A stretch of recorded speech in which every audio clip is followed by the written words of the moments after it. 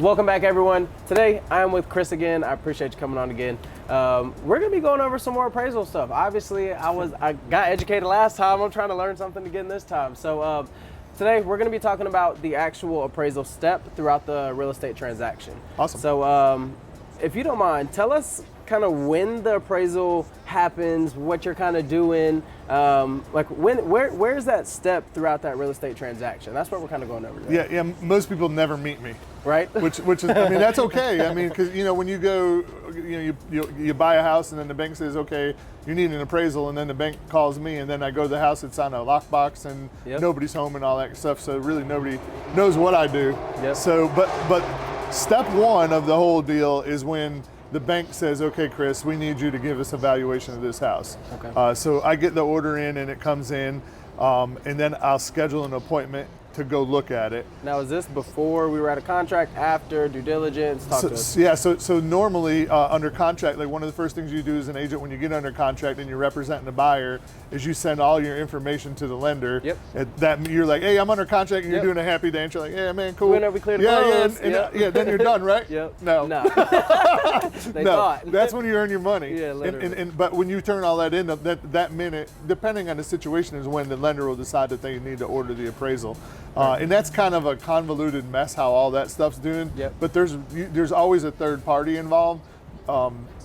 You can't really banks can't say, hey, I want to use this guy to do it. So there's a middle management there that happens. So they'll place the order with the management company, which will then in turn place the order with me.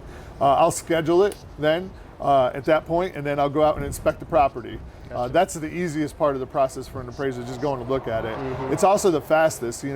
Most people think I'm a home inspector and I'm there checking roofs and climbing on ladders. No, I ain't doing all that. Right. I'm too old and too fat. Okay, so what we're doing is just I'm going to measure the house, make sure I got the accurate square footage, and just get an overall scope of like what are the condition, what are the upgrades. I know exactly what I'm looking for. Mm-hmm. What do you think? How long do you think I'm at a house like a 2,500 square foot 2-story house? If I had to guess, I would say at least an hour. Nah, about 15, 20 minutes. That's quick. If nobody is there, then quick. they can't be chatting in my ear about it, which I like chatting.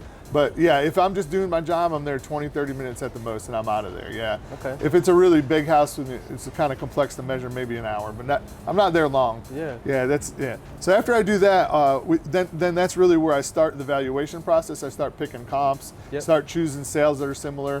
One of the things I get a lot is, I looked at my appraisal report and they had one sale that was 400 square foot bigger, one sale they're not even comps. Well, that's all part of the process. We need to figure out the whole scope of how things work. And in order to do that, you have to find stuff that's bigger and smaller and a little bit different. And each comp that's in there should solve a problem.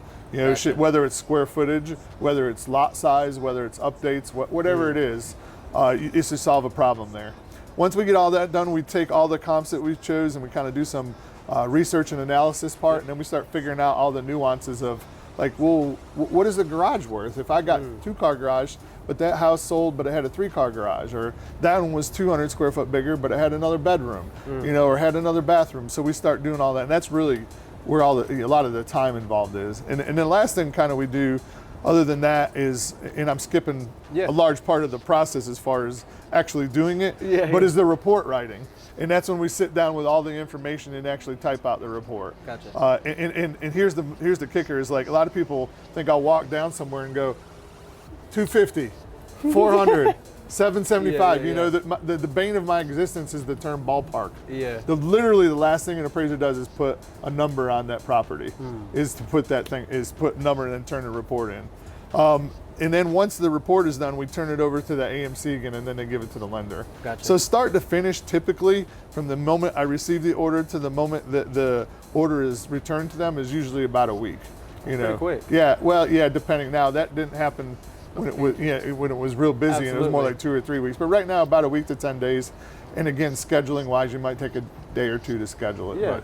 But that's the whole thing in a nutshell. That was a pretty good summary of it. Which I will touch on this. I know you guys are also audited as well.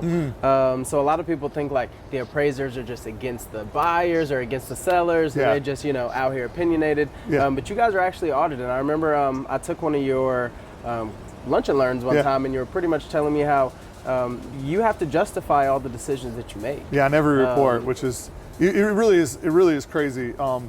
Number one, contrary to public opinion, my license plate does not say deal killer on it. Exactly. I do not get personal thrills by killing deals. It's just not, I mean, I like to make transactions as smooth as possible, but I'm also here to protect my clients. Absolutely. So, I have to do that. And by the way, we're federally regulated, which means I'm not going to federal prison for anybody around here just for $500. So, but our job is to be an unbiased professional. And that's exactly what we try to do, is be an unbiased professional. But Fannie Mae, as you know, Fannie Mae and Freddie Mac buy a large portion of loans that are out there. And as a result, they have collected data through the years, and they use that data to analyze everything we do. Like a lot of times we'll turn a report in and there might be a floor plan issue with it that they're unaware of. They want to know why I'm lower than the rest of them. Or maybe it smells bad, or whatever. You can't smell things in a photo, you know what I mean? So, and you have to understand also the MLS and Zillow and all those sites, those are marketing sites. And as a realtor, you're presenting the best picture of the house as possible. So my job is to filter out, the nonsense and tell you, again, like if you listen to the last one of these we did, what the most probable price for this house is. Absolutely. So, there is scrutiny on every level. In fact, if I choose a comp that I thought was better, I have to explain it, and if I don't explain it, Fannie Mae sends me a letter and says, why don't you use this Explain sale? it. Every single time. So I can't go 6 miles out to justify a sale when there's 12 in the neighborhood. Absolutely. Yeah, it doesn't work like that.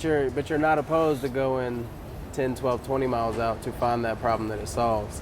That does happen. In unique, I mean, I did a house several years ago that was 130 acres it was 1,700 house on 130 acres. It was on a river, and I went to different states sometime to pick, such a unique property. Yeah, exactly.